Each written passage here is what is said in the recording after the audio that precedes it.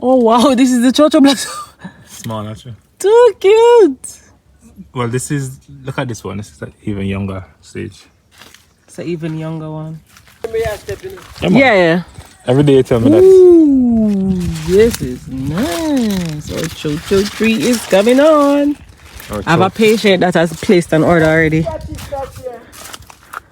The what? The scotchy tree. Yeah, let me do this. The scratchy tree. Pepper. Oh my god. Oh, the scotchy, okay. Papa G have been distracting us from seeing what's going on here. You can show them the cucumber thing. This is a short video now, not doing anything great. So they just picked these guys and came and showed me. Hence I came out here to show you what's going on.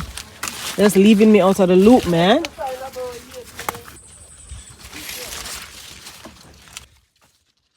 Alright, Chian.